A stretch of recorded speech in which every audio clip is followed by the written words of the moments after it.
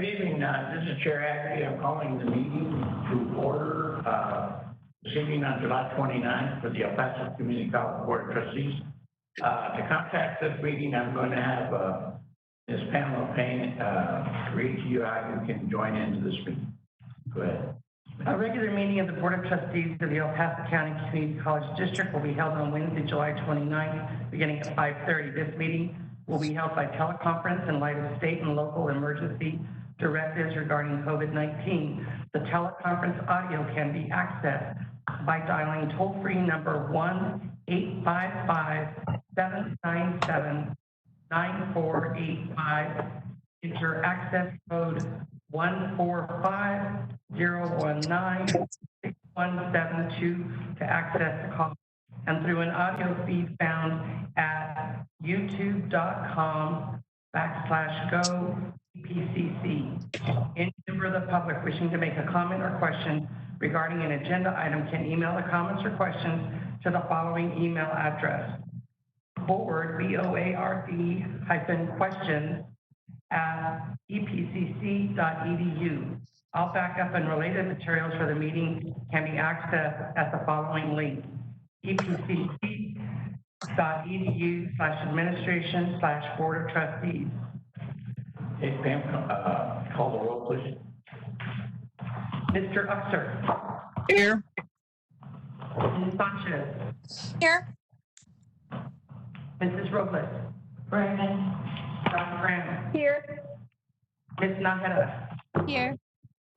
Ms. Pena. Here. Mr. Haggerty. Here. Please, Pam.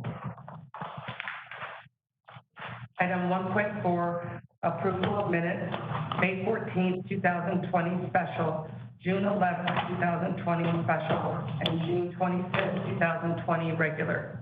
I hear a motion. Motion made to approve. Second. Any questions? Call the roll, please. Mr. Uxer. Aye. Ms. Sanchez. Aye. Mrs. Robles. Aye. Dr. Graham. Aye. Ms. Nájera. Aye. Ms. Pena. Aye. Mr. Haggerty. Aye. 1.5, I'd like to welcome all guests and staff members to this meeting. I hope everyone is safe. Some crazy times going on right now with the pandemic. So we're going to move along to 1.6. And do we have any motion form? Yes, sir. Item 1.6, open forum.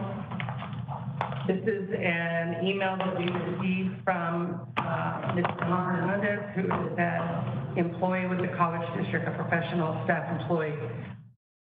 Good evening to all. I would like to share with the new board members and administrators at El Paso Community College the struggles our employees experienced in the past, which resulted in negotiating the 2-year term contract.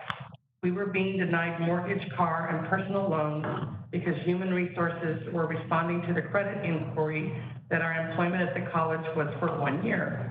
The employees were fired from one day to the next without explanation or going through a due process.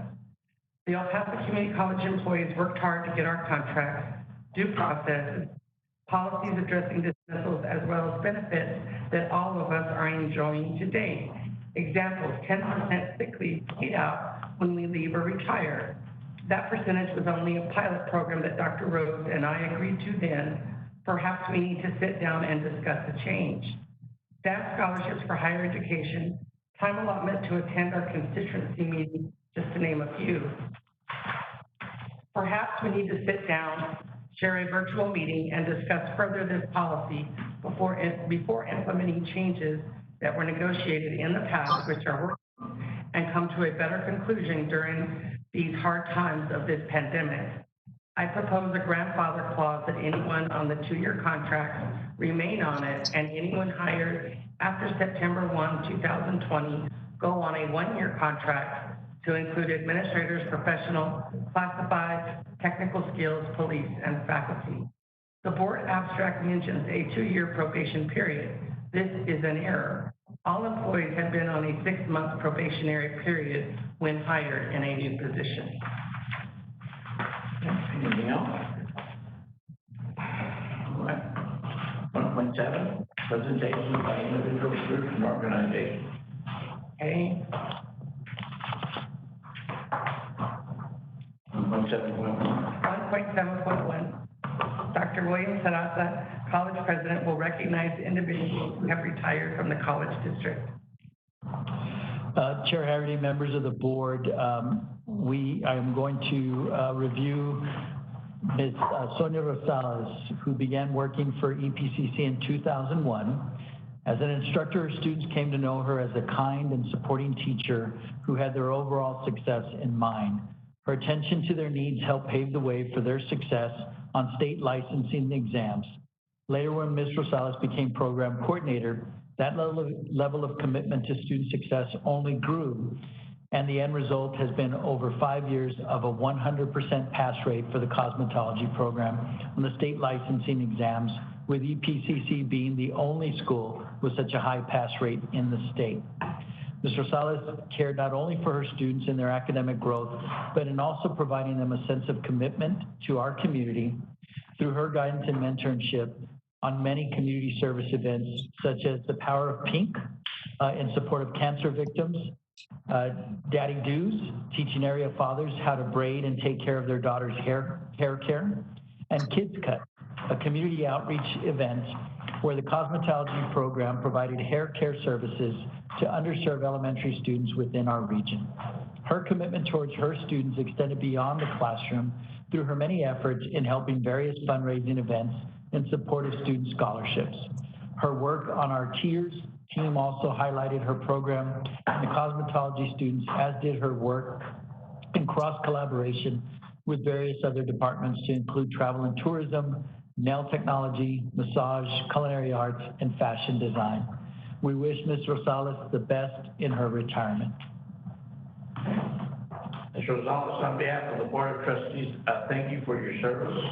Any other board members would like to say anything from this program?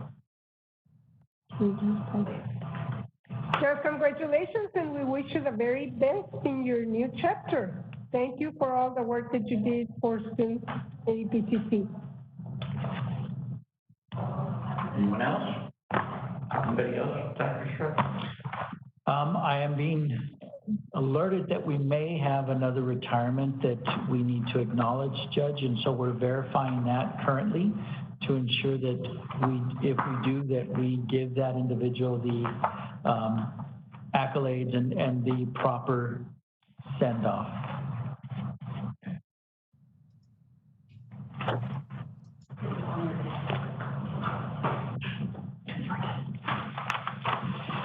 Let me also recognize Dr. Gertrude Mudo. Dr. Gertrude Mudo began her journey at El Paso Community College as an ESL instructor in 1984. Dr. Mudo still remembers how delighted she was when she found a message on her answer machine of a teaching opportunity at EPCC. She loves her job, but she knows that many students appreciated her and her teachings. Dr. Mudo goes beyond to assist her students. She represented EPCC in the community through her quality of work and total commitment to student success. We thank Dr. Mudo for 36 amazing years. She will be missed, but we wish her the very best in her retirement. Doctor, on behalf of the Board of Trustees, I want to thank you for your 36 years of service to the college, and good luck in your future endeavors. Any other board members? Just congratulations on reaching that milestone, and thank you for the work you've done for EPCC. We appreciate it, and our students appreciate it. Okay. And 1.7.2. Okay, 1.7.2, optional written report submitted by the President of the Classified Staff Association, Professional Staff Association, Faculty Association, and Student Government Association will be read at this time. The first report that I'm going to read is from Laura Gaither. She is the President of the Classified Staff Association. Good evening, Chair Haggerty, members of the board, President Sarasa, staff, and guests. As we approach the anniversary of the loss to the El Paso community on August 3rd of last year, and remember the individuals taken from us, The Classified Staff Association would like to extend our sympathy to all who were affected. In addition, we would like to give a special thank you to our own EPCC police officers who assisted at the scene and who have continued to support our city with ongoing active shooter training. Thank you for your service to EPCC and to the city of El Paso. During the last few months, our city, along with the nation and the world, has been coping with a pandemic, causing us as individuals and organizations to adapt to many changes. For classified staff employees, this has meant transitioning to providing our students continued assistance and great service remotely. Staff at departments such as student services, academic advising, financial aid, admissions, testing, and counseling have worked diligently with the support of other departments, such as IT, that in a two-week period, we were able to successfully offer students access to the best place to start and finish. This transition was not easy, yet our staff stepped up to the plate in order to meet the daily commitments to their job and to our students. I would like to take this opportunity to thank all the employees who have continued to support EPCC in our college mission. We, the Classified Staff Association, would also like to ask the board to join us in thanking our staff for their hard work and efforts. One way we recommend this may be done is that the board reconsider or take additional time to look into the proposed policy change in the term of employee contracts from 2-year to 1-year contracts. During this time of uncertainty, this would be small, yet very impactful way to give staff some relief from all the stress we are encountering, such as the worry that the reduction in workforce policy, which was recently approved, might have to be enforced. We, the Classified Staff Association Council, stand before you as the voice of our constituents who, as can be seen by the more than 150 signatures on our petition in favor of keeping 2-year contracts, solicit that their voices be heard. Taking the time to properly change a policy that has been in effect for over 27 years would benefit everyone. We understand that the board has the final decision on this policy, but at this time, we ask that you take the loyalty and commitment of our dedicated staff into consideration as you make your deliberation. Thank you for your time and be safe. Laura Gazer. This is from Mr. Rudy Hernandez from the Faculty Association. Good afternoon, members of the board. My name is Rudy Hernandez, and I am here on behalf of the faculty, but also now as president of the Faculty Association and Faculty Senate.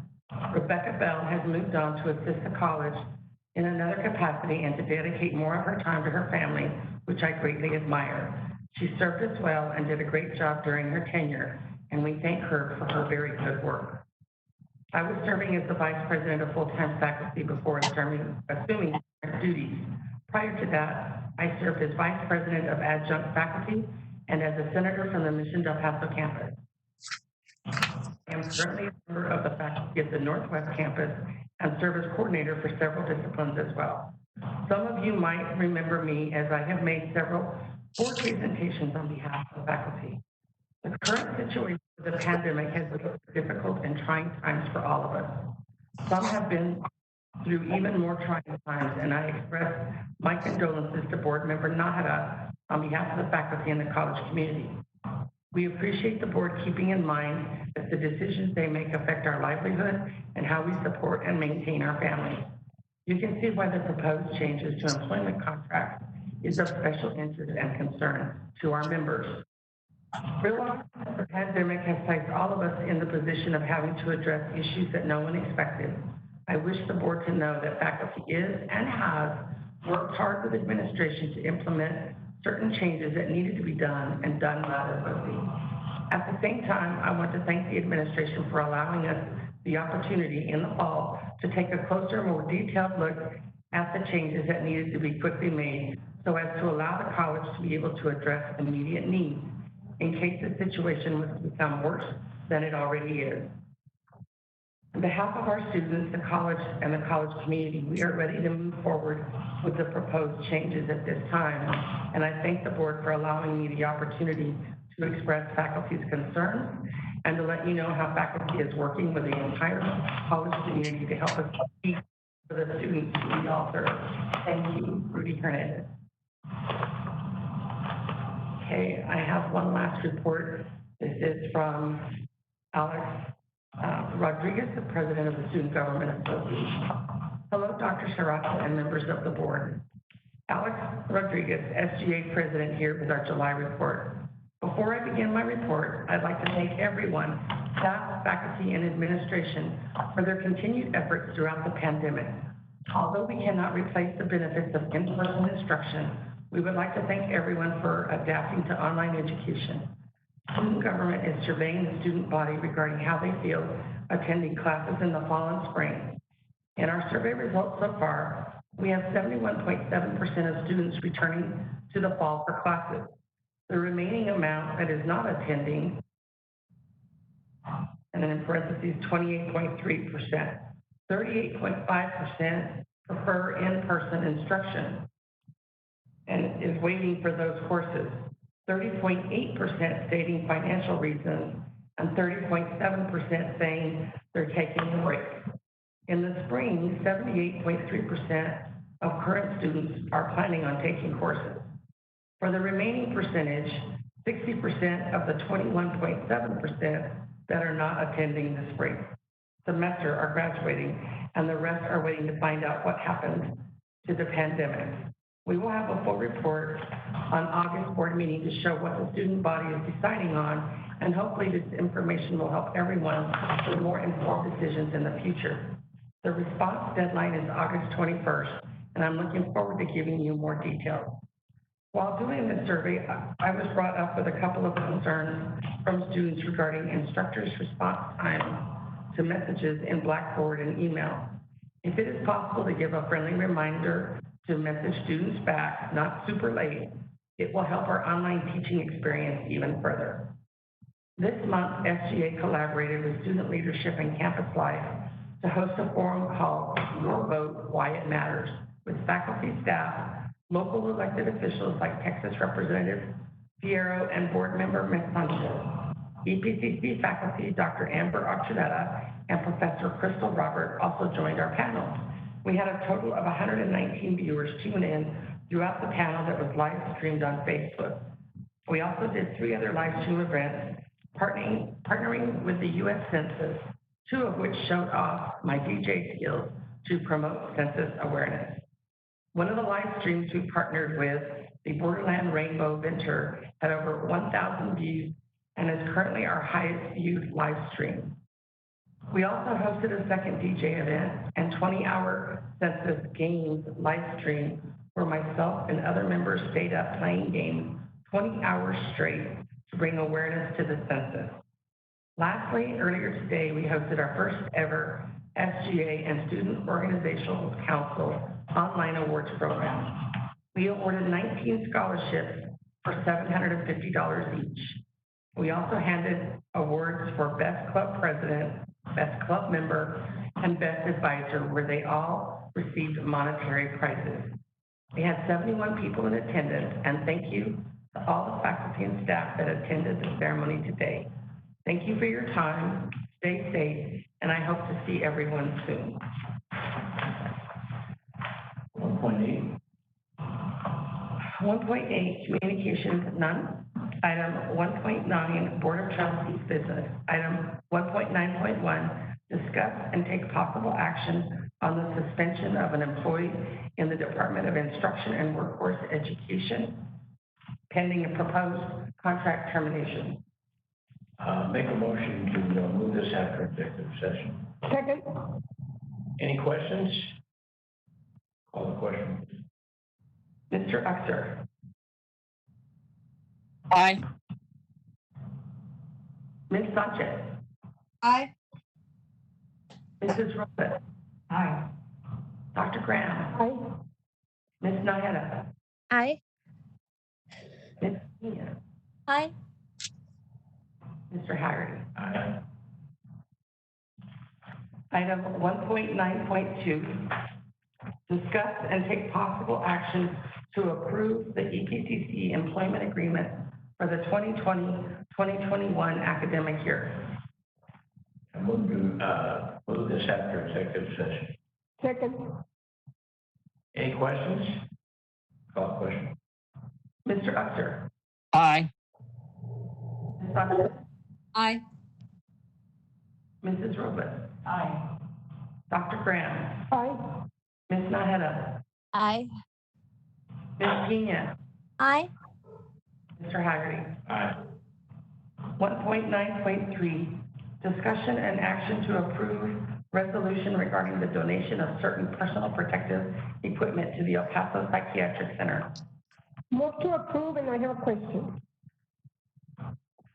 Right here, second. Second. We have a second. Okay, what's your question? I just wanted clarity on this. Is this something that we can also use like for the future in case anybody wants to donate anything, or did we agree on similar action for staff for anything in the upcoming years? This resolution just looked like it was for this particular incident, but weren't we looking at having one in place for any future incident? So it's a great question, Dr. Graham. I'll begin, and I'm sure Mr. Vega will weigh in. This one is specific to this particular action. The board would need to look at that, but I do know that legal counsel would have some, any monetary value, the college has to go through a very specific process. Okay. But is that on a policy already? And if so, we don't need to tweak it or do anything with it? It's not policy-based, Dr. Graham. What this is to memorialize the donation that the college would make to the El Paso Psychiatric Center. Right, in this particular one, but I'm referring to in the future, somebody decides, so we're not using this, so why don't we just donate it somewhere?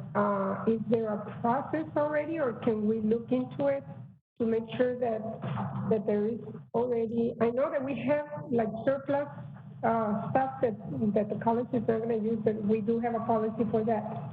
But just so that, you know, this might not happen in the future, if people don't know that it's either a policy or a procedure or something. It doesn't have to be today, but just so we can.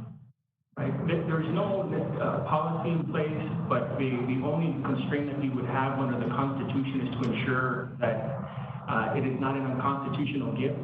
And there's a certain provision, and there's also guidance from the Texas Attorney General in terms of what the college would have to do as a political subdivision of the state. And any time that the college makes a donation, it has to ensure that it is receiving a return benefit, that it is keeping oversight of that donation, and that it is also serving the educational goals and mission of the college. And that's the constitutional test, but as I understand it, I don't think there's specific policy in place. And I'll tell you honestly why this caught my attention, besides the fact that we discussed it, was because I'm forever getting parents that are coming in to ask if we can have them get a computer or a laptop or something, and then I call Dr. Snow to see, do you have an extra computer laying around somewhere that nobody's using that we can available to our parents? I'm sure she takes the proper steps, but I don't know if we have anything that regulates that. There's two specific policies that the college has, Okay. but nothing that detailed. So for example, in the resolution that you have in front of you, at the very bottom of page 1, section 4.11.01 of the board policy provides that the district property and services shall be used only for official college business unless it's authorized by the college president or his designee. Okay. And section 4.1105 of the board's policies provides that no person shall entrust the district property to any person to be used other than for district purposes unless authorized by the president or his designee. So ultimately, it's a decision that has to be Made by the president, right, Okay. and ultimately approved by the board. Okay, thank you, sir. Any other questions? Call the question? Mr. Uster. Aye. Ms. Sanchez. Aye. Mrs. Robles. Aye. Dr. Graham. Ms. Naheda. Aye. Pena. Aye. Mr. Haggerty. Aye.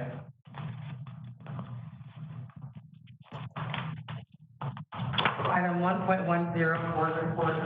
Item 1.10.1, Treasurer's Report, June 30th, 2020. No action is necessary. Item 1.10.2, President's Report.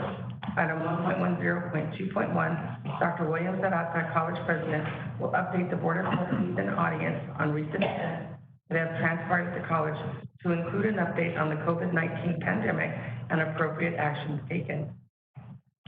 Chair Haggerty and members of the board, my pleasure to present to you on some of the occurrences, and I apologize for the length, but there's been lots of activity that has occurred since our last board meeting. I've participated in over 90 virtual meetings and calls since our last board meeting, which was held on June 25th.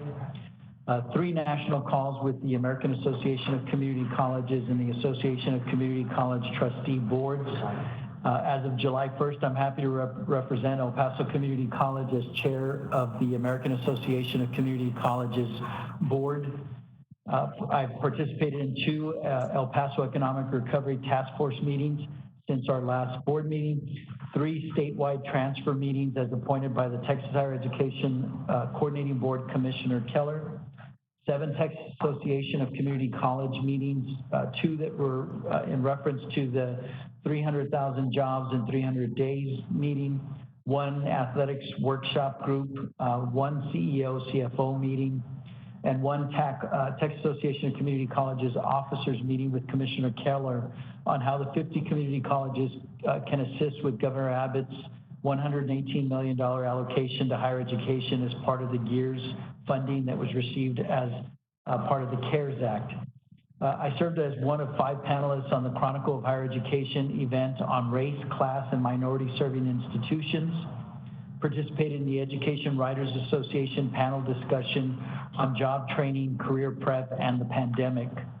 I want to begin additional comments with a congratulations to one of our very own trustees, Ms. Cristina Sanchez, for being named this year's Outstanding Government Attorney by the El Paso Bar Association. Ms. Sanchez was recognized at the El Paso Bar Association's Law Day Dinner and Awards presentation on June 27th of this year. Congratulations, Ms. Sanchez. Thank you for representing the college as well as your field so well. I want to update the Board of Trustees on a major purchase the college recently acquired. It was necessary to place this purchase as soon as possible to have the equipment prior to the start of the fall semester. Authority for this purchase was granted by the Board of Trustees and by the board resolution extended through December 31st, 2020 by this board during the May 2020 meeting.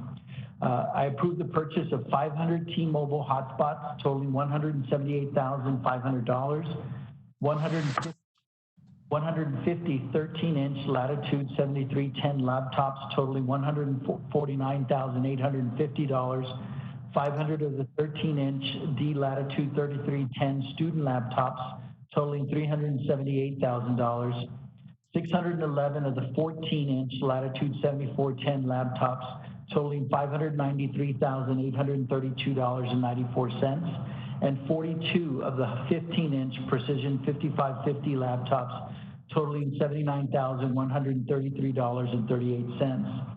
The grand total for the 1,303 laptops and 500 hotspots came to a total of $1,380,316.32. This allocation was out of the CARES Act institutional fund that the institution received. I remind the board that the college received $16.6 million in CARES Act funding, $8.3 million for direct assistance to students, $8.3 million for the college to utilize resources in order to build our technology infrastructure, to at times very specific indications of lost revenue.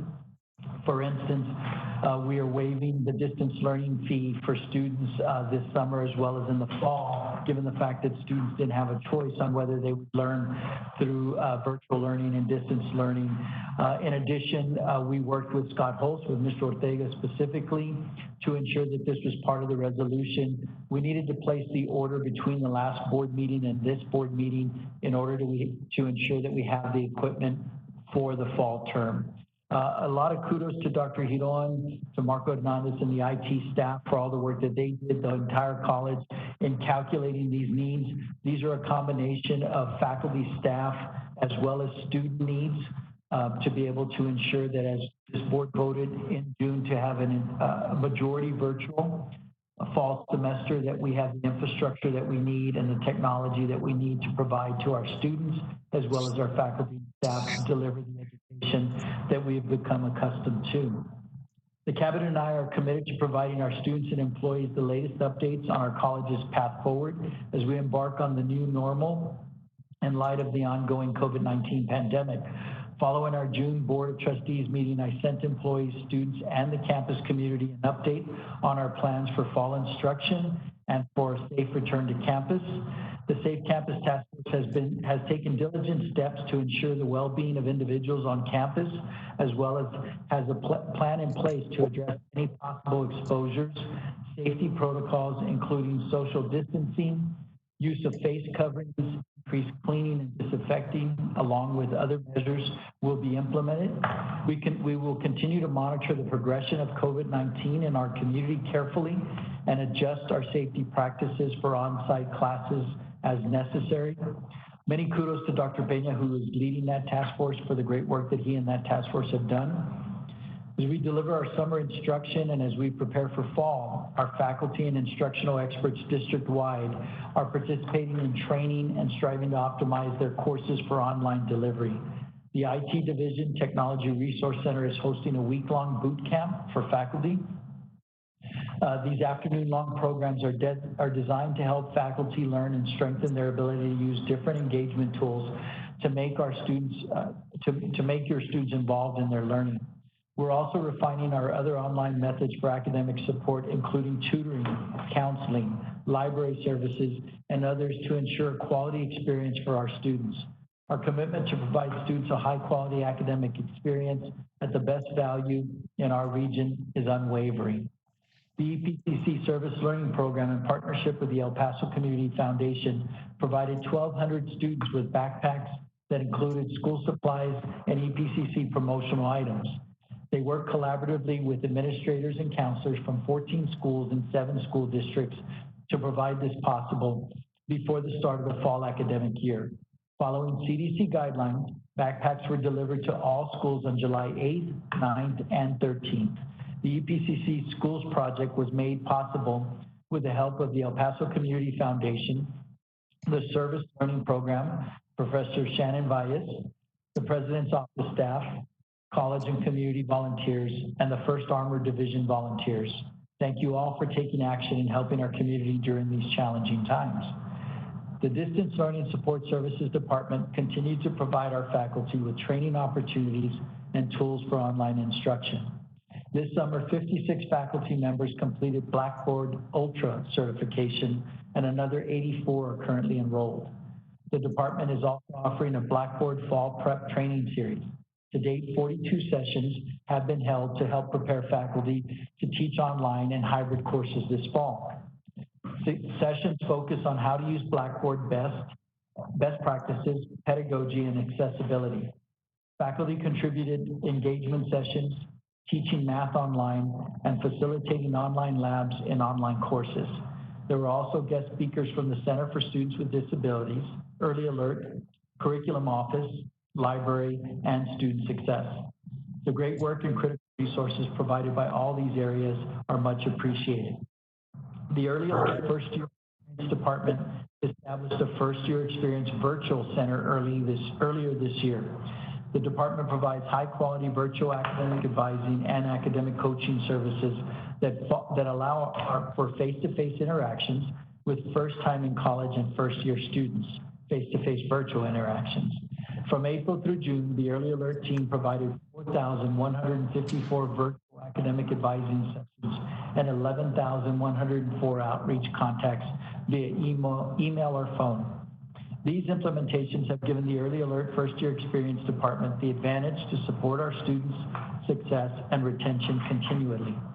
The program has also implemented Lifebound Coaching, which provides coaching techniques that initiate open communication between advisors, Early Alert counselors, peer academic coaches, faculty, and first-time in college students.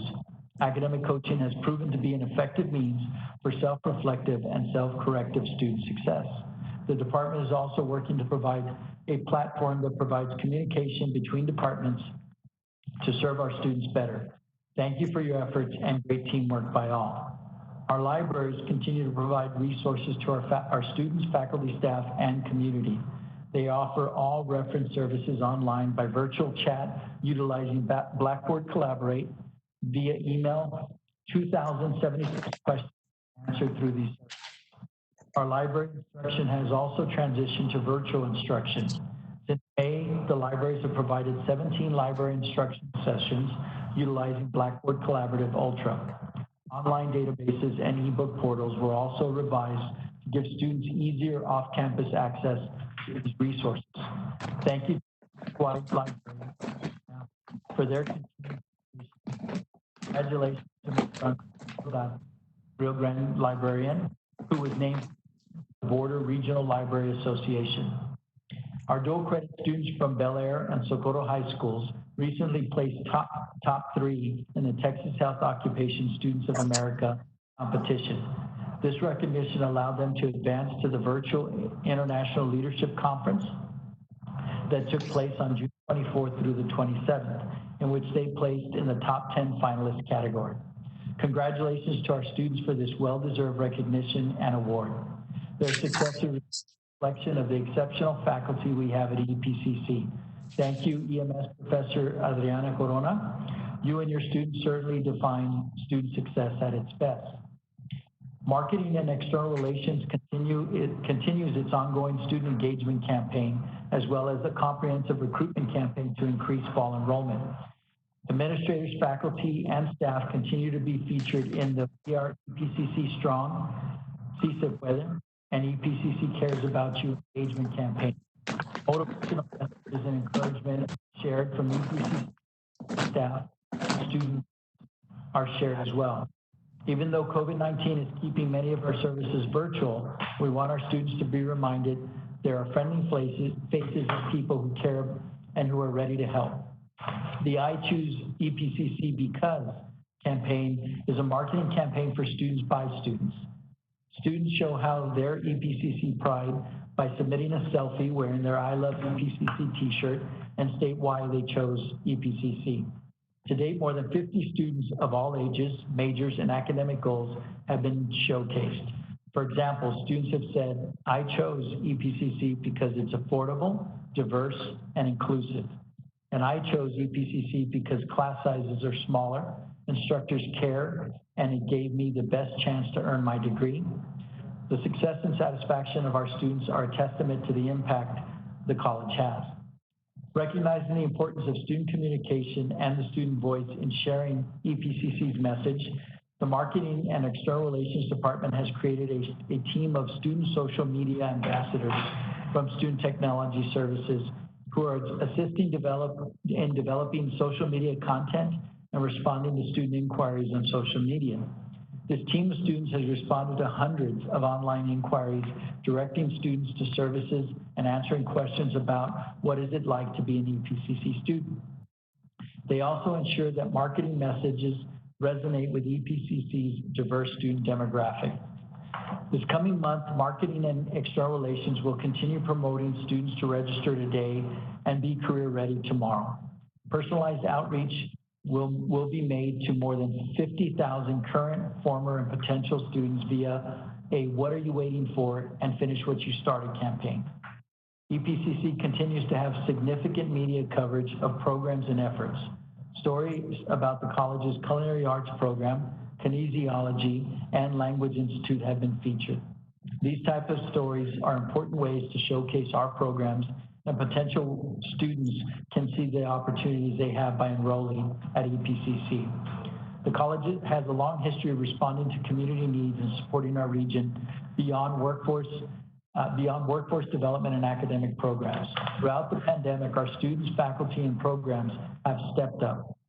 Collectively, they have volunteered thousands of hours on projects and efforts that are making a difference. All of these efforts are being promoted by Marketing and External Relations as EPCC Cares. Some examples of these efforts include the EPCC Cares Chef Share initiative is continuing in second phase. Originally started by EPCC faculty chefs, The program now integrates programs in culinary arts program. Not only does this allow students to complete program objectives, it also addresses food insecurity of EPCC students in need who receive meals made by students and delivered by the chefs. The program also exemplifies how EPCC partners with other organizations to make an impact. Since 2012, the college has partnered with Texas A&M AgriLife Extension, where culinary works with master gardeners on growing hybrid produce and working on farming methods that address water sustainability in our region. When the extension learned about Chef's Share initiative, they donated nearly 300 pounds of tomatoes, which culinary students made into tomato soup, salsa, sauces, and other recipes for the Chef's Share initiative. Another example of the partnership is benefiting our region is EPCC's long relationship with El Paso Community Foundation. Earlier this month, the Community Foundation, along with EPCC Service Learning Program, distributed 1,200 backpacks of school supplies to elementary school students. At the end of June, EPCC partnered with UTEP, Texas Tech, NMSU, and Doña Ana Community College in United to Save Lives, a blood donation outreach effort with Vitalant Blood Services.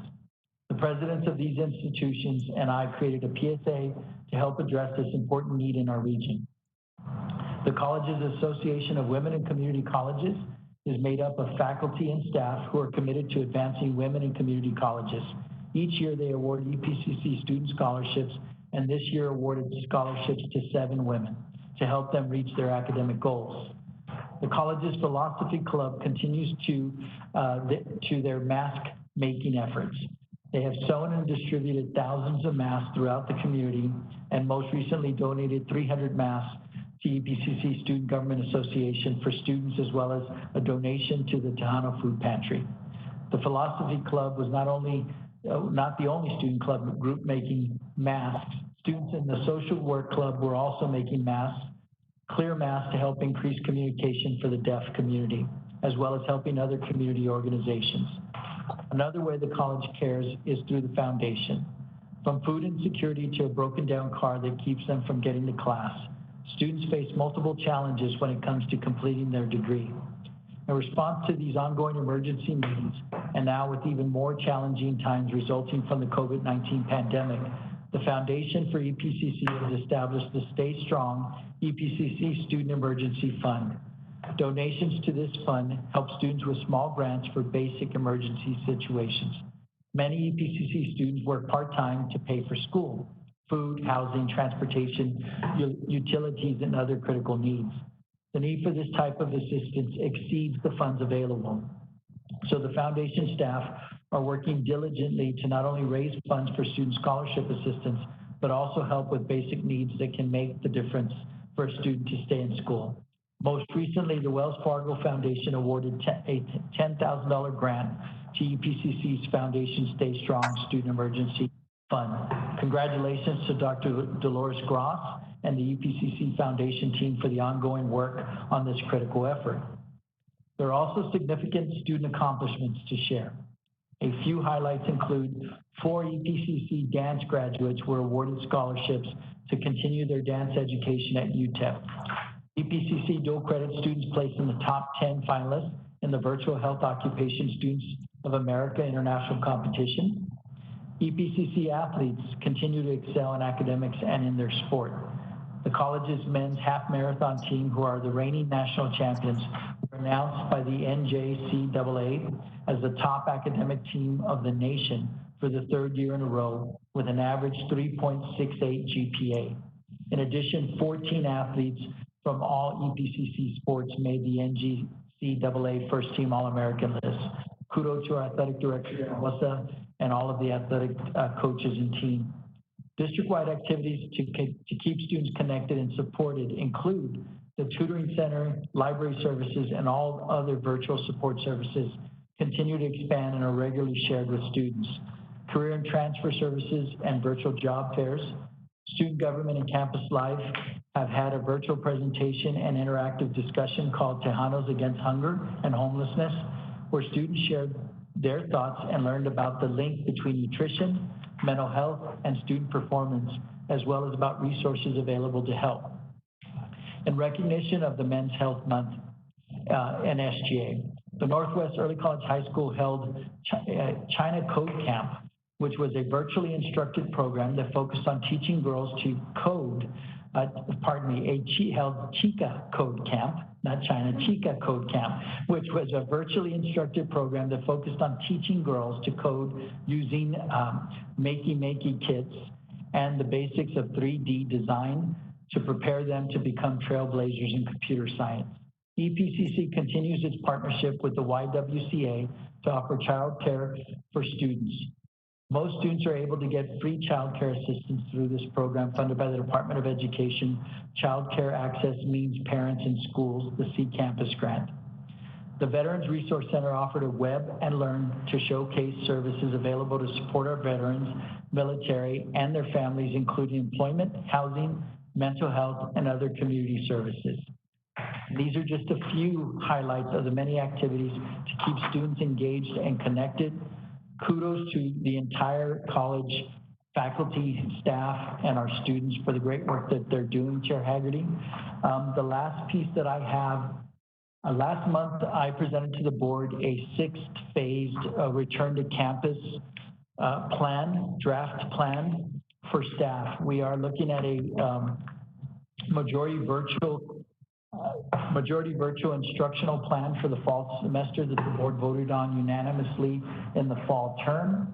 But I do want to provide the board with an update of where we are in this particular plan. So our initial plan, quite frankly, when we started on this, our initial plan was to have a 25% return to campus in late June. The data did not support that. When I presented to the board at last month's meeting, we presented to the board next Monday, actually, an August 3rd return to campus. I've continued since the last board meeting to monitor cases. The 2 weeks preceding, beginning with the board meeting day, June 26th through July 9th, those 14 days included 3,401 new COVID-19 cases, positive cases in our region. The following 2 weeks, which was July 10th through July 23rd, was 4,116. So the data, the CDC recommendations are that you have to see a 14-day downward trajectory, meaning that the compiled 14-day total is less than the previous 14 days. Obviously, we did not see that. So the count started again on July 24th. That being the case, we could not look at an August 3rd return.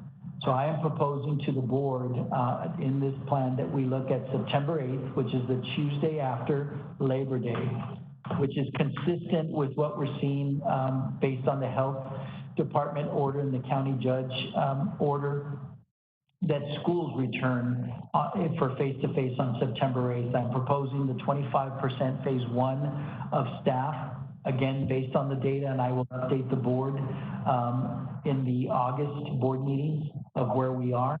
But the phase 1 would be September 8th. It would run through October 30th, which we would look at 25%. Phase 2 would be November 2nd, which is a Monday, through December 18th, where we're looking at 40%. Phase 3 would be January 4th through March 12th, and that would be 50%. That's the Friday before spring break. Phase 4, which would be 60% of our total, and that would be March 22nd, the Monday after spring break, through May 14th. Phase 5 would be May 17th, which is the Monday after commencement, through July 30th, 75%. And then finally, the goal for us is that we would see phase 6, which would begin on Monday, August 2nd, and run through the fall semester of 2021, in which we'd look at 90 to 100% of staff returning to campus, again, dependent on a vaccine being not only developed, but widely available to our community.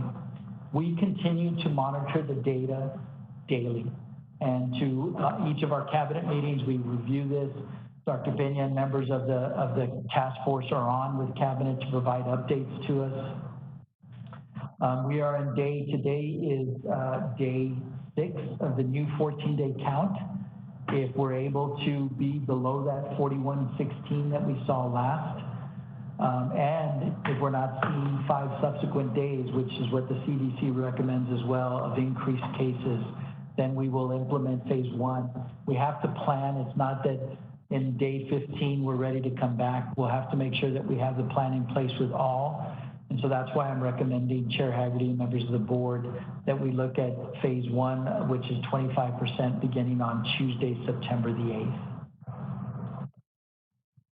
Yes, ma'am. Can I get a copy of those phases? Yes, ma'am, of course. We will forward this, and we'll forward a draft of the plan that we have. It is draft, it's fluid, and it's continuously changing. We've received, as I said, from Dr. Peña and the task force, but also from Ms. Ortega, Ms. Marin, and all of Scott Hulse have been instrumental in guiding the college on our plan, and we will forward that to the board. I apologize that it's always going to be draft. It's just that it's fluid and changing continuously. I think just the date is good because they gave us a copy of the last. I did, yes, ma'am, and we'll provide this sheet right now, Dr. Graham. We'll email this to each of the respective board members. We also partnered with the city. This board has been very clear about their directive of the partnerships that we wish to have in helping other organizations, our city, our county, et cetera. We agreed to have the Valle Verde campus serve as a testing site. Where there are 2 large testing sites in the community. There's 3, but the 2 that were merged from many others was the Valle Verde campus testing site as well as the SAC at Socorro ISD. To date, through July 28th, we have had 3,750 tests have been conducted at the Valle Verde campus. We peaked at 543 tests on July 24th. And even the lowest, July 26th was our lowest day where we had 146, but a total of 3,750 in the first 9 days of testing. Chair Haggerty, that concludes my report. I'm happy to answer any questions, any additional questions from the board. I do have a question, Chair. On the staff development that's being provided to enhance knowledge of online instruction and technology, are these sessions mandatory for staff? Dr. Graham, they are. They're mandatory for those who need them. Our staff, yes. Our faculty, those that have gone through it, they continue, but for our staff, absolutely. Okay. And the other question I have is, you have something that's ongoing to ensure that students are receiving return phone calls? We continue. It's a great point. We've heard you and other board members bring this to our attention, and it is something, as you heard Mr. Rodriguez's report from Ms. Payne, where he asked that we just prompt and continue to remind faculty and staff to return messages, to reach out to students. The calling campaign is something that proved to be incredibly effective for the summer term. It's more challenging for the fall. We're still seeing an enrollment decline that we're continuing to try to mitigate, but we continuously reiterate the message of how important it is to get back to our students, to reach out to our students, to see how they're doing, and if they reach out to us, to make sure that we follow up. We are working on implementing a new telephone system for the call center as well, Dr. Graham, so that no one gets, that there always is a callback opportunity, that they're able to indicate, and we give them a specific time when they will receive a call. Dr. Iron and her team, Marco Fernandez and their team have developed this, Abraham Uwao have developed this, and they're working with Dr. Gonzalez and his team to implement this first in admissions and registrar's office and in financial aid. Those are the first 2 offices, given how much traffic those offices are receiving. Thank you. Yes, ma'am. Thank you. Anybody have any more questions for Dr. Sriracha? Amen. Item 1.11 consent docket. This includes item 3.2 and 8.1.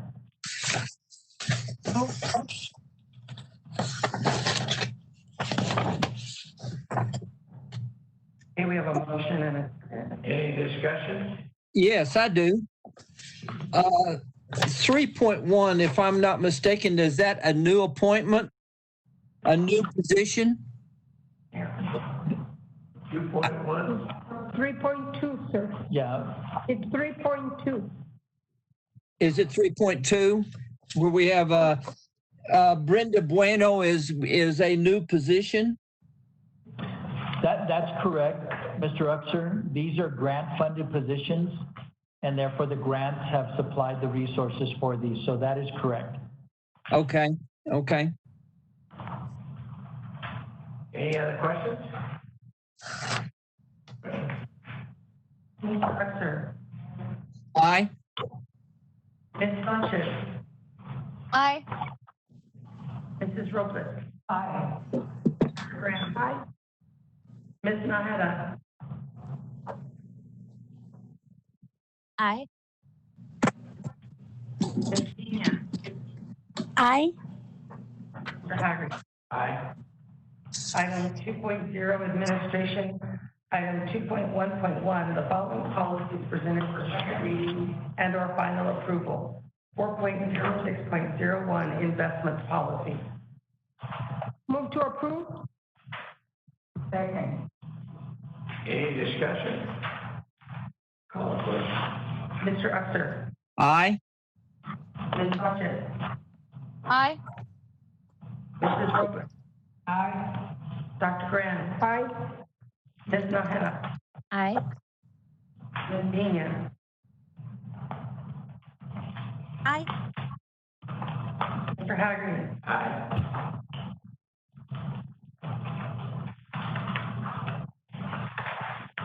Item 2.1.2. The following policy is presented for first reading and possible final approval.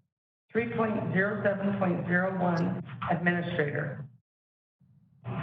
Move to approve 2.1.2, .3, .4, .5, and .6. Second. Any questions?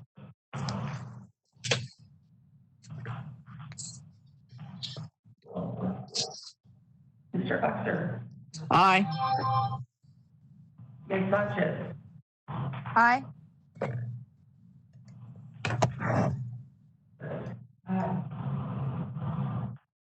Dr. Graham. Aye. Ms. Nahara. Aye. Ms. Pena.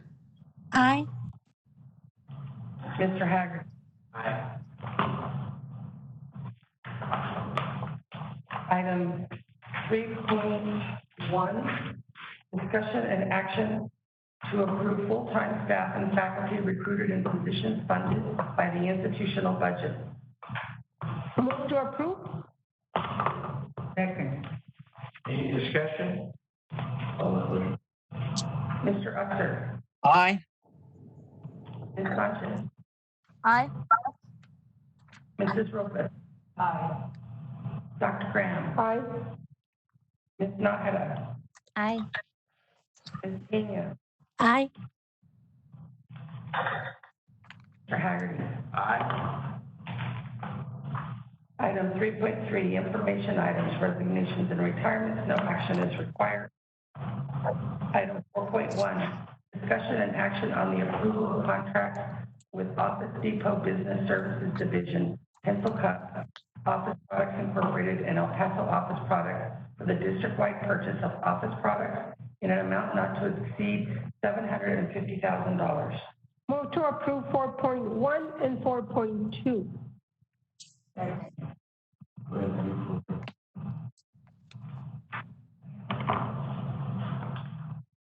Item 4.2, discussion and action on the approval of a contract renewal with Innovative Interfaces, Inc.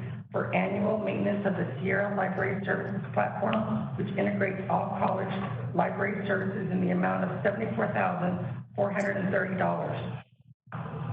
Any questions? Yes, this is John Uxer. I'd like to talk about the office services. $750,000 is $750,000. Those are office services, and right now Are we not operating a lot from home? Are we taking office supplies and funding those at home? Do they need them at home? Are we in the pandemic? Are we going to see the same office supplies expense? It just seems like $750,000 for a year when everybody's going to be sort of dispersed is a lot of money. I'll begin, Mr. Exer, and then I know Ms. Shaughnessy will jump in as well. You're absolutely correct. It is a significant amount of resources. We do not, it is estimated that will be the annual cost. What you're looking at primarily, and there are, to answer your question, there are some of these supplies that we are transitioning to individuals and their home areas. There are areas that we need to do these normal operating pieces that we do. We do have staff that will need to come in to print certain things, that will do toners, et cetera. So this is just in support. I'll let Ms. Shaughnessy jump in as well on these other areas too. Thank you, Dr. Serrata. And Mr. Exer, what Dr. Serrata certainly addressed is totally right. Of course, it's not to exceed. That doesn't mean we're going to be spending $750,000. In light of employees working from home, they are still needing some office supplies, which they are actually picking up from the different areas in our warehousing. And if Mr. Gallardo wants to jump in, because he also probably has a little bit more insight on this particular service, but those are based on open POs, and if we do not purchase, then we do not spend that amount, and we are not committed to any particular vendor. So again, we'll be monitoring that. We make sure that our departments, our vice presidents have been asked to obviously ask our departments to be very frugal in light of the budgetary constraints. And so we'll continue to ask our employee to do so, not to have to purchase office supplies when they really need to. Out of all that, I was glad to hear you say that. It just seems to me that we're being operated under a different environment, and so I like the idea that you say that you're going to have the department chair or department leaders to monitor the activity. Just operating differently, we're going to wind up having just different view of it. And it just seems to me that we want to make sure that we use them wisely, not to the extent that, gosh, we got $750,000 and I may need this and I may need that, and I'm going to be here and I may need that there. You know, it's going to take a little bit of effort to make sure that we use our supplies judiciously. Absolutely, Mr. Exer. Any other questions? Yeah, actually, I have a question on 4.2. Okay. Okay, the contract is contracted service since 2011. Is that correct?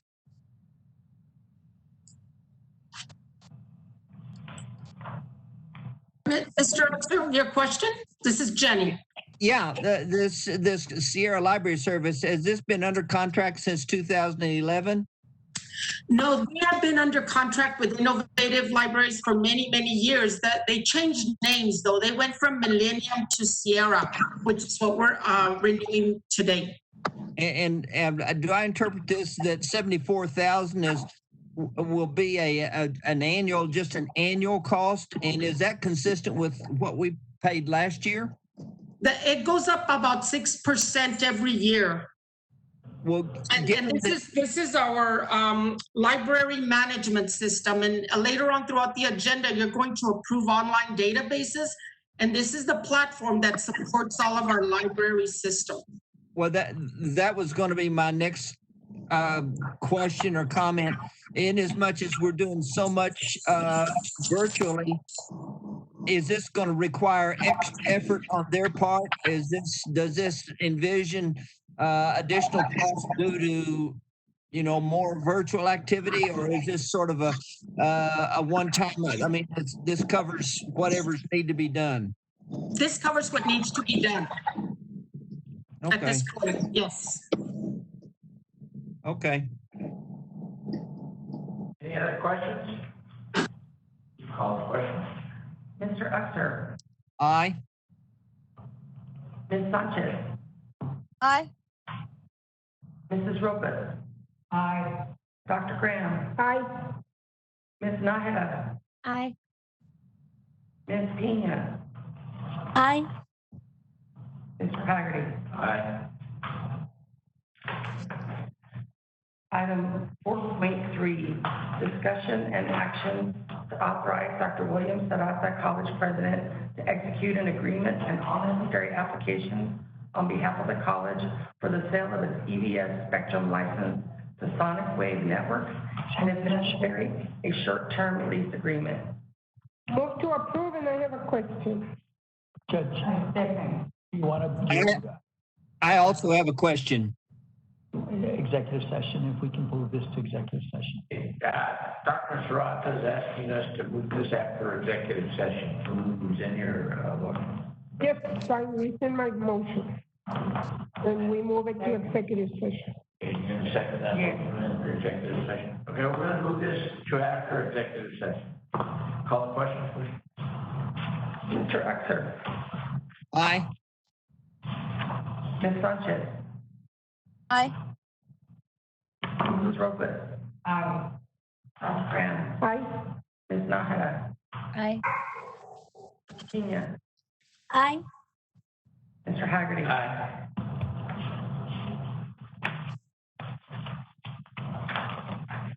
Item 5.1, discussion and action on the approval to award a contract to Delmark Contracting Incorporated for the replacement of the existing pavement on Deportes Lane at the Valle Verde campus in an amount not to exceed $297,715. Move to approve 5.1 and 5.2.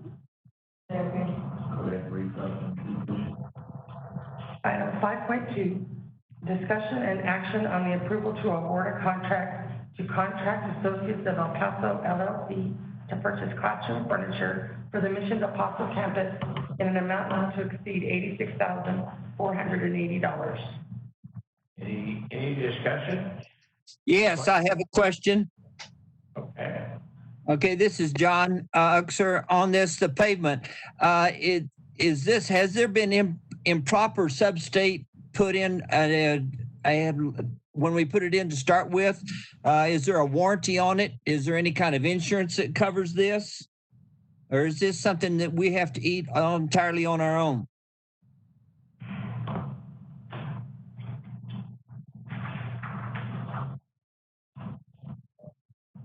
I'm sorry, Mr. Uxer, I was on mute. This pavement was put in the 70s when the project was first started. Any warranty that was done was probably 1 year warranty at that time. So no, we have no recourse. And to answer your initial question, yes, most of the pavement at Valle Verde there was done without proper subgrade preparation.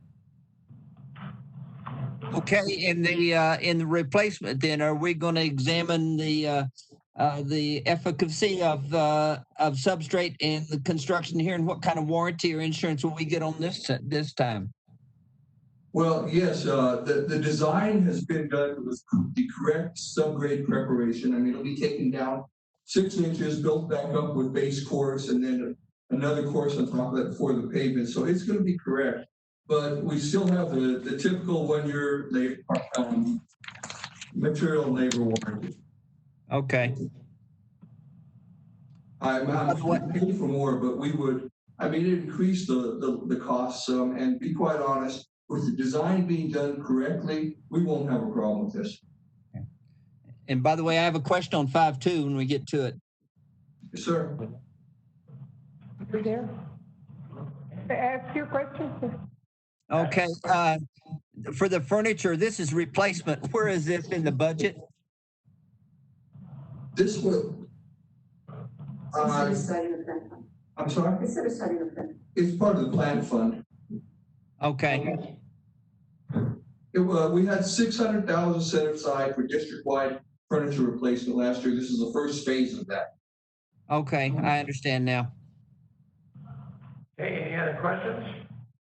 Call the question. Mr. Uxer, Aye. Ms. Sanchez, Aye. Mrs. Robles. Aye.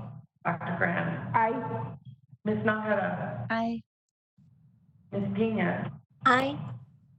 Mr. Haggerty. Aye. Item 6.1, discussion and action on the approval to purchase over a 6-year period, content-specific and comprehensive online examinations for nursing and vocational nursing students from Assessment Technologies Institute, LLC, in an amount not to exceed $1,899,860. Move to approve 6.1 and 6.2. Read 6.2, Ben. Item 6.2, discussion and action on the approval of a contract renewal with GOBI Library Solutions from EBSCO to purchase library materials for the EPCC library in an amount not to exceed $202,070. Any questions on any one of these items? Yeah, this is John. I have a question on 6.1 and 6.2. Okay, go ahead, John.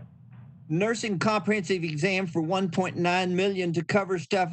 Are these modules going to go over stuff that are under curriculum and instruction to start with? One, almost $2 million to cover what it looks to me like is in the classroom presentation is a lot of money. Mr. Exer, this is Steve Smith. Good question. The short answer is yes. The longer answer is it's imperative that our nursing students be prepared to pass the licensing exam for their profession. In this case, it's called the NCLEX. And so what this ATI testing software does is for every single course, test their progress along the way so that we can intervene early if we identify issues in students not getting the content they need, and make sure that we have supports in place to allow them to complete successfully. In other words, this is something that the instructors aren't able to assess as they're presenting the material? They do their own assessments as well. This is just an additional support that we've found very successful over the years to make sure that that nationally they're ranked appropriately using a nationally vetted testing instrument.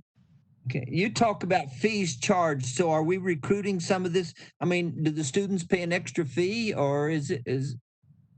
Yes, sir. The students who sign up for the nursing courses pay the fee that reimburses this amount. So essentially, this is not $2 million out of our budget, right? That's correct, sir. And then 6 years. I mean, are we? Gosh, that's an awful long time for a contract. It's good to. It's a good question. It's good to have some continuity for the students in the program. That's just what we released the RFQ as 6 years. It's optional to renew moving forward if we don't find the value that we're looking for. But if we don't find the value in the first 6 years, we're still with the program, their program, huh? Well, we have options, and I'll defer to Mr. Gallardo if he's on the line, but we have options earlier than that if we choose to get out of the contract, sir. Okay. Steve, this is a 2-year contract with the option to renew 2 times for 2 additional years each time. Mr. Smith? Yes, ma'am. Can you talk a little bit about the success rate that we have with these students? And in my evaluation of what we're doing, I think that a lot of the success, or a great deal of it, is attributed to the fact that we're using these kinds of materials. And the 6-year period enables us to continue with that success. Yes, I'm happy to say. Oh, go ahead. No, I just say, can you elaborate on that a little, please?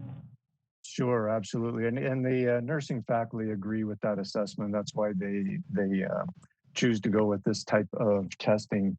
And by the way, almost all the nursing programs have some sort of ancillary testing throughout the country as well. So the current success rate for the first part of the year for our LVN program, we've had 100% of the students that have taken the test pass. We've had 18 students so far take the test this year. All 18 have passed. We're done with the first 3 quarters of the RN program, and we're at a 94.2% pass rate. So 98 students have passed out of 104 that have sat for the test. That's way above the Texas and the national averages. And Mr. Smith, this has to do with our accreditation. If we don't have students that pass, we don't have a program. That's correct. Yeah, the pass rates are looked at very closely by the accrediting agencies when they come in and do their site visits. I think one of the things that I was sort of looking for in an answer is that we find that this kind of examination actually structures the exam. It's not teaching to the exam, but it structures the exam and the testing period in an environment similar to what they'll see for the actual exam, which would be very difficult for us to do on a local basis. I think it does exactly that, Mr. Rutschner. Okay, and are we ready for 6.2? Go ahead, John. Okay, we're spending $202,000 for EBSCO. I thought we already had access to EBSCO. Is this something new, different, additional? How do we handle that? Yeah, it's an ongoing contract that has to be renewed. Okay. Any other questions? Call the roll. Mr. Upner. Aye. Ms. Sanchez. Aye. Mrs. Robles. Aye. Dr. Graham. Aye. Ms. Nahara. Aye. Ms. Pena. Aye. Mr. Haggerty. Aye.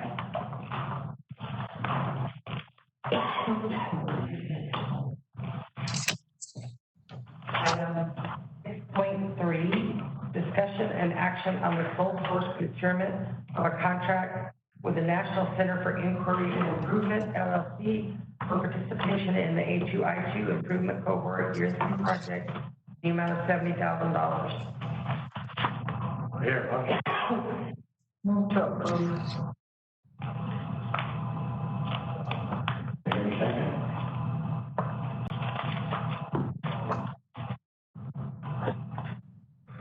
I'll second the motion. Any questions? Yeah, this is John. I have a question. Okay. It says, I read in here, it says guided pathways and financial stability reforms. I thought this is the kind of area that Ms. Shaughnessy would be competent in handling financial stability.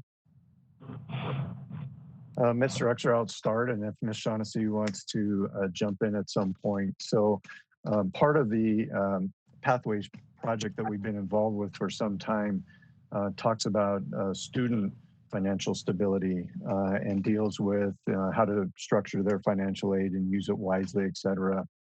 And as part of this work, we've set up 5 groups. One of them is geared specifically towards financial stability. And as you might know, Mr. Fernie Flores sits on that committee along with some of our financial aid folks. So Pathways is actually a cross-departmental college-wide effort, including not only student services, but financial services and of course, instruction as well. Is this basically how to teach students money management then? That's a big part of it, sir, yes. Okay. Any other questions? Mr. Usher. Aye. Ms. Sanchez. Aye.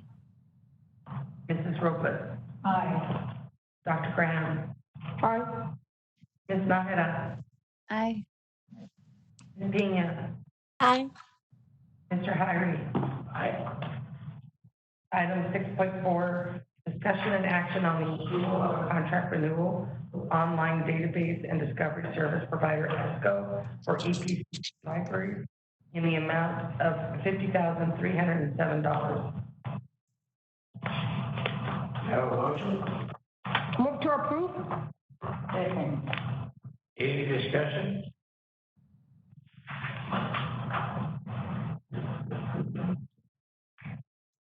Call the question. Mr. Usher, Aye. Ms. Sanchez, Aye. Mrs. Lopez. Aye. Dr. Graham, Aye. Ms. Nahara, Aye. Ms. Pena, Aye. Mr. Haggerty. Aye. Item 6.5, discussion and action on the approval to increase the board-approved contract limit with Lumen Learning to provide access to open educational resources for fiscal year 2019-2020 in an amount not to exceed $50,000. Move to approve 6.5 and 6.6, and I have a question. Second. Okay, 6.6, please. Okay. Item 6.6, discussion and action on the sole source procurement on a contract with Lumen Learning to provide continued open educational resource courses for the 2020-2021 academic year in an amount not to exceed $140,000. What's your question, Dr.? So my question is, this is the same company, right? On 6.5 is the same as 6.6, but only one of them is sole source. Are we sure they're sole source? And if so, why isn't the other one sole source? Dr. Graham, I'll start, and then perhaps if Ruben or one of the others wants to chime in. They are the same company. One is for the current academic year, which you had already seen the sole source letter for when it was originally approved. And the next one is for the upcoming academic year. And unfortunately, well, fortunately, I guess is a better way to say that, we've had a marked increase in students who are, faculty and students who are using open educational resources, which saves the students a tremendous amount of money. And these expenses that you're seeing here are reimbursed by the students when they pay the $20 per course versus the couple of $100 for a textbook in each of the courses that uses OER materials. And how do we ensure that students know that they can use the open educational resources? Well, the open educational resources are done by the faculty or decided upon by the faculty per course, per section. And so the faculty member in their syllabus will list that this is an open educational resources course and direct the students to the resources that are online. Are we moving more in the direction of the open educational resources? Because, I mean, that was one of the biggest complaints we kept hearing about how expensive textbooks are. But there's still a bunch of them that are having to buy those $200 books. You know, so are we moving away from that? We are absolutely seeing more and more OER sections adopted. And I think as we experience more and more online classes, that will be more attractive to the faculty teaching them as well. One of the really great things about OER courses is the students pay for them as part of their tuition. So they have access to their textbooks on day one of the course. Oftentimes when they're having to purchase a textbook, they have to wait a little bit of time. So they may get their book a little bit later after the start of the course, unfortunately. So there's a lot of benefits to this, and I think faculty and students are starting to see that.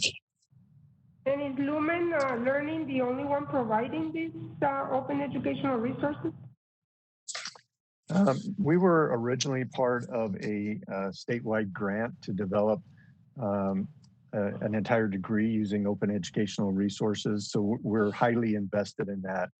And the service that we get from Lumen Learning is currently light years beyond what is offered by some of the other companies. All of the materials for Lumen Learning are juried by experts in the field. So it's not just a bunch of free resources that somebody cobbled together. It's thoughtfully put together, and our faculty have incredible leeway to customize these resources. I would imagine that over the next several years, we'll start to see more and more companies get into this business as well, though. And Dr. Graham, if I could help answer the question, if the information or the services that we're getting from this vendor are copyrightable, if it's intellectual property, then it would be sole source, because that would be the only entity that would have that information as a copyright holder. Okay. Under section 44031J of the Texas Education Code, it would be sole source. And that's what worries me, that we're approving a lot of sole source, and I don't want that to come back later and bite us, and, you know, if we're approving them. Thank you for that, sir. Any other discussion? One question? Mr. Uxer, Aye. Ms. Sanchez, Aye. Mrs. Robles. Aye. Dr. Graham, Aye. Ms. Nahara, Aye. Ms. Pena, Aye. Mr. Haggerty. Aye. Item 7.1, discussion and action on the force procurement of a contract with the College Board for required academic testing of in an amount not to exceed $120,000. Move to approve? Any questions? All the question. Mr. Uxer. Mr. Uxer. Yeah. Are we voting? I thought I had a question. I asked, do you have any questions, John? Oh, well, you cut out. If so many universities are cutting out the college boards, why are we still administering something like this? Yeah, I'll start, Mr. Uxer. It's a great question, and you're right. And I have no love lost that College Board is being cut out of several things, in particular the SAT and ACT. This is the AccuPlacer. This is one of the alternative exams for the Texas Success Initiative that community colleges still use. We do have, this is not to exceed. So again, this would be an expenditure. If we don't purchase those units, then we don't need to utilize them. It's a PO for us to have them. The Commissioner of Higher Ed has granted authority for new students that we do not have to have the TSI, that we can utilize some benchmarks, which our faculty under Vice President Smith's leadership and our deans were able to develop a new metric system or a new scoring for looking at college readiness. But to date, the Texas law requires that we still implement the Texas Success Initiative. So for students who aren't new students, we would still have to look at utilizing this to prove college readiness. Okay. Any other questions? Call question. Mr. Uxer. Aye. Ms. Sanchez. Aye. Mrs. Robles. Aye. Dr. Graham. Aye. Ms. Nahara. Aye. Ms. Pena. Aye. Mr. Haggerty. Aye. Item 7.2, discussion and action on the approval of lease contracts with the Phoenix of El Paso for rental apartments to the intercollegiate Just for Dr. Graham. in an amount not to exceed $70,000. Okay. I hear a motion. Not gonna be made by me? To approve. This is Bonnie Nahara. Okay, do I hear a second? Second. Okay, any discussion? I have a question.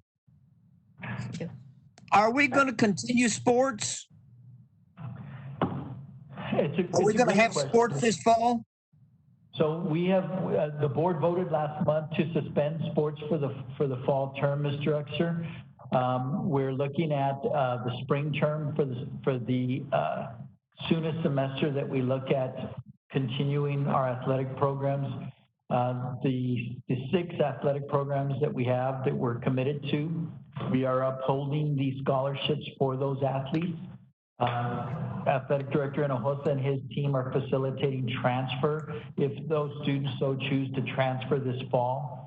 Given the fact that we did suspend athletics, as you've seen, the Ivy League, there's a couple of conferences who have chosen to suspend all athletics for the fall term.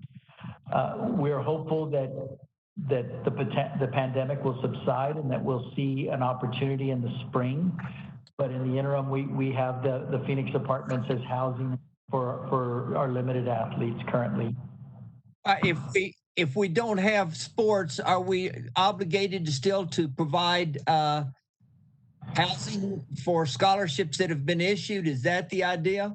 I would hope so. We're not obligated. We feel that it's the college made a commitment, and the recommendation from the administration to the board is that we uphold that commitment. It came through our athletic director, through cabinet, and we support that recommendation that we bring to the board. So in other words, it's a moral obligation we're looking at. Yes, sir. I think we should ask the chair to figure out how much we've spent on this, and maybe if we go for a bond in the future, we should build our own facility, because I think we've already bought those apartments like 10 times. We had a board agenda item in 2000 to build apartments. This 20 years later, this is about $1.4 million that we have spent to build the apartments. Well, yeah, but we weren't on the board. You were. I know, and I voted for it. So bring it up again. Maybe you have the vote this time. That's right. Right now, I'm in the same mode as John. We have an epidemic. How long do we know this is going to go on? It's a really good question. And so what we have done and what we have budgeted, again, with everyone involved, and Ms. Shaughnessy, Vice President Shaughnessy and her team leading this, what we have been able to put forward to the board in each of the scenarios, and we'll have that at the meeting in August where we'll go over this again. But we can cover the expenses for this coming year. Beyond this coming year, each of the board members are bringing up very valid questions that if we're not in a position next spring where we see a widely available vaccine, and that we know that we can come back to somewhat normal, then we will have to consider other recommendations just based on the reality of the situation that we face. And another question I have, Counselor, are we responsible if one of these athletes catches the COVID from one of these apartments? We wouldn't, take off my mask, we wouldn't have any responsibility as far as I understand.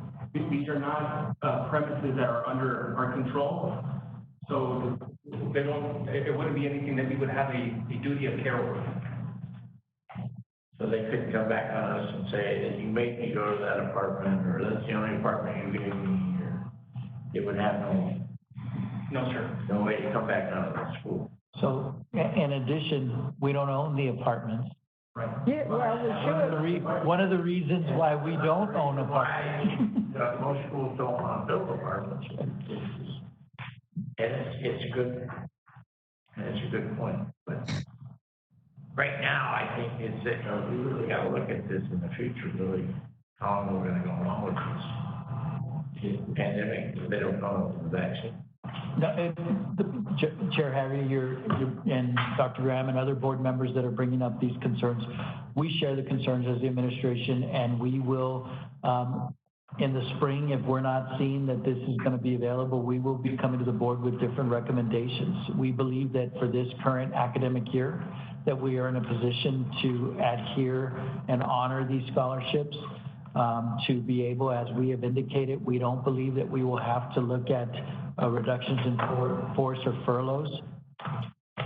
And we work closely with Scott Holst as well as with the constituency groups on several policies beyond this coming academic year, which is where, Mike, that's what keeps me up at night, is looking at current enrollment and what we anticipate from the legislative session, which begins in January.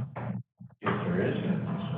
There'll be a session. I don't know if it'll be in person. There'll be a session, but the biggest concern, Chair Haggerty, is how deep those cuts will. The cuts are coming. We just don't know how deep they will be.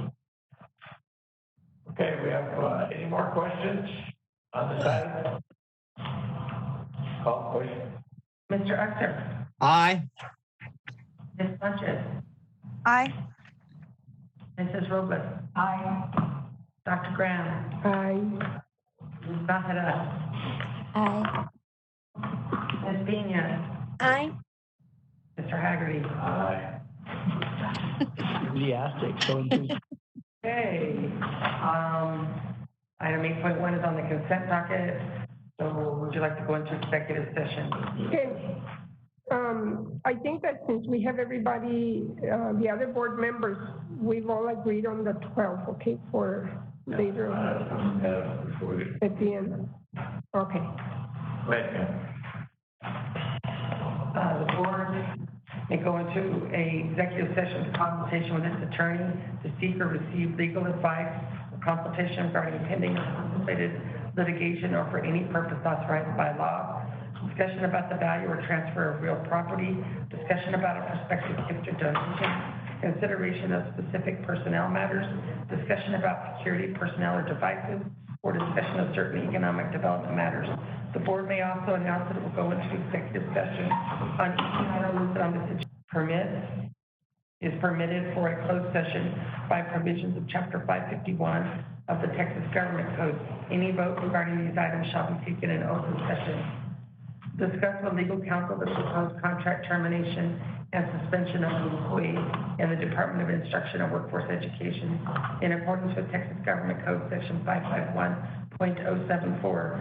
Discuss with legal counsel proposed EPCC employment agreements for the 2020-2021 academic year in accordance with Texas Government Code Section 551.071. Discuss with legal counsel the proposed agreement and all necessary applications for the sale of the college's EVS spectrum license to Sonic Wave Networks in accordance with Texas Government Code Section 551.071. The time is 7:07 p.m. Okay, board members, you're gonna have to call into the other number so we can get you into executive session. Thank you Yeah. all.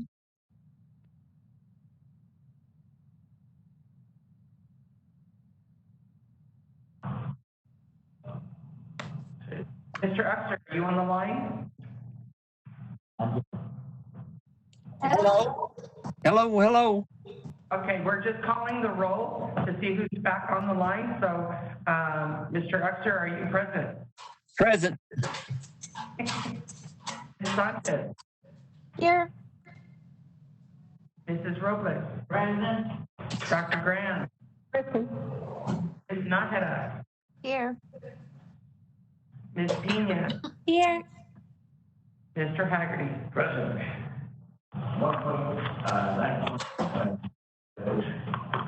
Okay, item 9.1. Discuss and take possible action on the suspension of an employee in the Department of Instruction and Workforce Education pending proposed contract termination. There's no action needed on that item. So we can go to 1.9.2. Yes, sir. Item 1.9.2, discuss and take possible action to approve the EPCC employment agreement for the 2020-2021 academic year. We have a motion? Motion to approve. Second. Discussion? Hi, this is Christina. I wanted just to make a couple of comments for individuals that may be listening. Go ahead, Christine. All right, thank you. I think I wanted just to kind of address this from the behalf of the individuals that, that this may be affected by. My vote's going to be a yes as we move forward with this item, but I know that there's been a lot of concern. We've heard those concerns. I've read each and every one of those emails. We read very clearly each of those letters that were presented today during the Board of Trustees meeting as well. I understand that this is a different time as we're moving into COVID-19 in addition to having to deal with and figure out what our new normal will look like in dealing with a pandemic. I know a lot of families out there are unsure of jobs, job security, what the economy might look like as we move forward with this.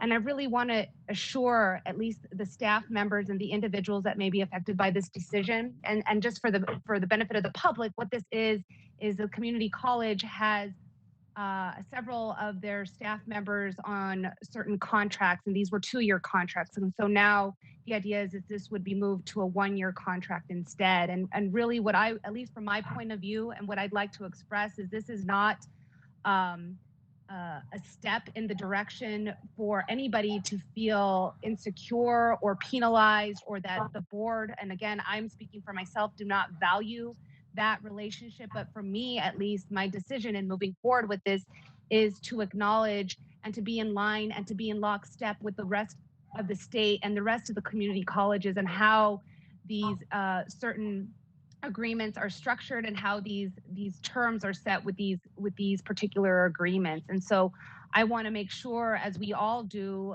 and I'm sure all staff and faculty, administration, as well as my colleagues on the board, is to ensure that we are in lockstep with those other institutions, but more importantly, of course, is to protect and to move forward this institution as we go into some of these uncertain times. Please know that no one at this time is the idea here is they will not be affected in terms of any job loss. In fact, if you look at this way, it's job security to know that you're still here with the college, and we hopefully intend to do so, of course, and have you here and provide that as an employment as we move forward. I know for some these may not be comforting words, but please know that that is really the intent here as we move forward with this. And so those are just my general comments on this particular matter. And again, it's really in response to many of the individuals who have reached out to us to provide and to have taken the time to provide their comments and their concerns. We really feel, I feel at least, that this is a step in the right direction for this particular institution as we move forward. Thank you, Judge. That's all I have to say. Anybody else have any discussion? No, but I appreciate the comments from Ms. Sanchez. I think she speaks for all of us and very nicely articulated. Thank you, Ms. Sanchez. Thank you, Dr. Graham. No more discussion? Call the question. Mr. Uxer, Aye. Ms. Sanchez, Aye. Mrs. Robles. Aye. Dr. Graham. Aye. Ms. Nájera. Aye. Ms. Pena. Aye. Mr. Haggerty. Aye. 4.3.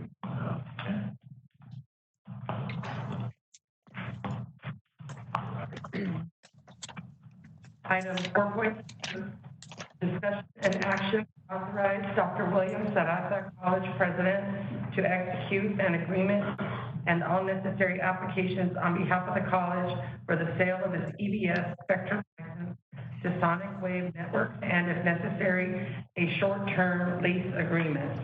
Have a motion? Move to approve. Second. Okay, just to verify, this is the board is voting to authorize Dr. Sarasa to make any kind of agreement with this company for their license. Any other discussion? Mr. Uxer, Aye. Ms. Sanchez, Aye. Ms. Robles. Aye. Dr. Graham. Aye.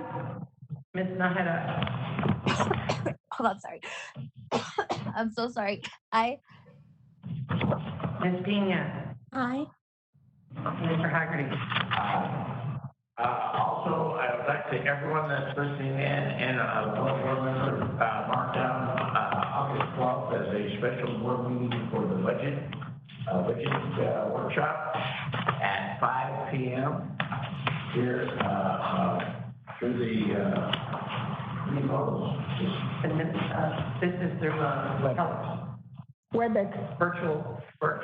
Okay, and our next board meeting will be August the 26th at 5 p.m. Do I hear a motion for adjournment? So made, sir. All in favor? Aye. Aye. Aye. Happy birthday, Dr. Graham. Dr. Graham's birthday was this week. All the board members. I sing happy birthday. Okay. Happy here we birthday, go. Dr. Graham. Oh, we're singing. Thank Okay. you. Hey, Pam? Hey, Pam, Yes, sir. are you going to take care of the cake? Birthday. Happy birthday to you. Okay, what we got, John? I don't know if I bought the cake. Thank you. Yes, these cakes out of your food.